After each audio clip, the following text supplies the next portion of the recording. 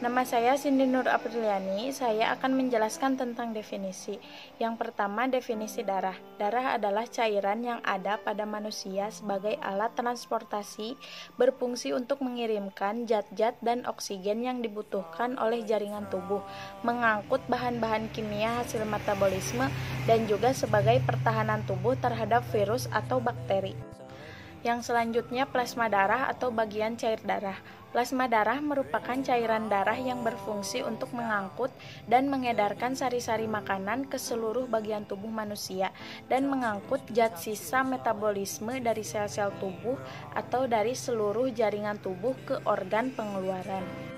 Di dalam plasma darah terdapat beberapa protein terlarut, yaitu albumin berfungsi untuk memelihara tekanan osmotik dan globulin berfungsi untuk membentuk zat antibodi. Korpuskuler, bagian padat darah. Korpuskuler terdiri dari 3 bagian, 1 sel darah merah, eritrosit. Sel darah merah atau yang juga disebut eritrosit berasal dari bahasa Yunani, yaitu ethos yang berarti merah dan kitos yang berarti selubung atau sel. Eritrosit merupakan bagian sel darah yang mengandung hemoglobin. Hemoglobin adalah biomolekul yang mengikat oksigen, sedangkan darah yang berwarna merah cerah dipengaruhi oleh oksigen yang diserap dari paru-paru. Pada saat darah mengalir ke seluruh tubuh, hemoglobin melepas oksigen ke sel dan mengikat karbon dioksida. Jumlah hemoglobin pada orang dewasa kira-kira 11,5 sampai 15 gram dalam 100 cc darah. Normal hemoglobin wanita 11,5 mg persen dan laki-laki 13 mg persen sel darah. Sel darah merah memerlukan protein karena strukturnya terdiri dari asam amino dan memerlukan pula zat besi, sehingga diperlukan diet seimbang zat besi. Di dalam tubuh banyaknya sel darah merah ini bisa berkurang. Demikian juga banyaknya hemoglobin dalam sel darah merah. Apabila kedua-duanya berkurang, maka keadaan ini disebut anemia yang biasanya disebabkan oleh pendarahan hebat, penyakit yang melisis eritrosit, dan tempat pembuatan eritrosit terganggu. Bentuk sel darah merah pada manusia adalah bicovcav atau berbentuk piringan pipih seperti donat.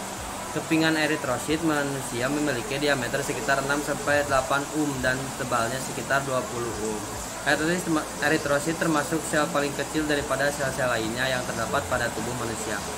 Jumlah sel darah merah adalah jumlah yang paling banyak dibandingkan jumlah sel darah lainnya. Secara normal, di dalam darah seorang laki-laki dewasa terdapat 25 triliun sel darah merah atau setiap 1 mm kubik darah terdapat 5 juta sel darah merah.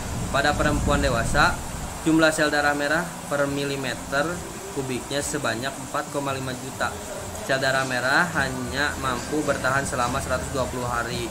Proses di mana eritrosit diproduksi dimaksud eritropoiesis. Sel darah merah yang rusak akhirnya akan pecah menjadi partikel-partikel kecil di dalam hati dan limpa. Sebagian besar sel yang rusak dihancurkan oleh limpa dan yang lolos akan dihancurkan oleh hati. Hati menyimpan kandungan zat besi dari hemoglobin yang kemudian diangkut oleh darah ke sumsum merah tulang untuk membentuk sel darah merah yang baru. Sumsum merah tulang memproduksi eritrosit dengan laju produksi sekitar 2 juta eritrosit per detik. Produksi dapat distimulasi oleh hormon eritroprotein yang disintesa ginjal. Hormon ini sering digunakan pada atlet dalam suatu pertandingan sebagai doping. Saat sebelum dan sesudah meninggalkan sumsum tulang belakang, sel yang berkembang ini dinamakan retikulosit dan jumlahnya sekitar 1% dari semua darah yang beredar. Bagian kedua, sel darah putih, leukosit. Sel darah putih leukosit jauh lebih besar daripada sel darah merah. Namun jumlah sel darah putih jauh lebih sedikit daripada sel darah merah. Pada orang dewasa setiap 1 mm per kubik darah terdapat 6.000 sampai 9.000 sel darah putih. Tidak seperti sel darah merah, sel darah putih memiliki inti, nukleus. Sebagian besar sel darah putih bisa bergerak seperti amuba dan dapat menembus dinding kapiler.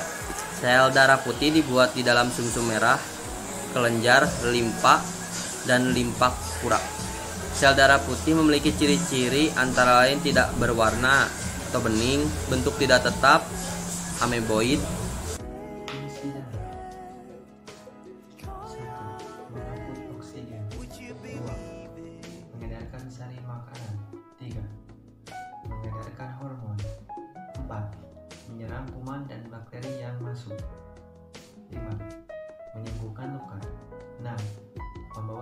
oksidasi tubuh.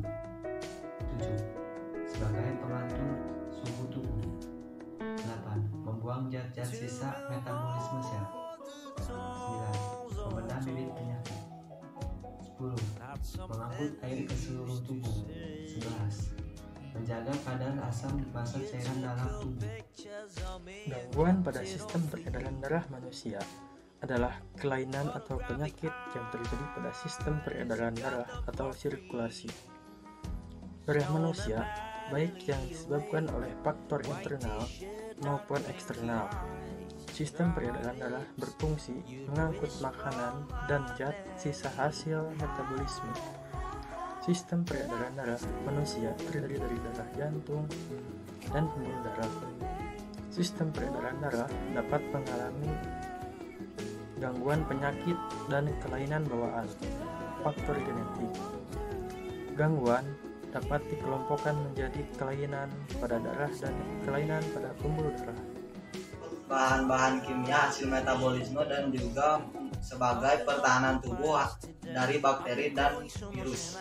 Darah terdiri dari 55% plasma darah atau bagian cair darah, 45% korpuskuler bagian padat darah. Bagian cair darah terdiri dari plasma, bagian padat darah terdiri dari sel darah merah, sel darah putih, dan keping darah.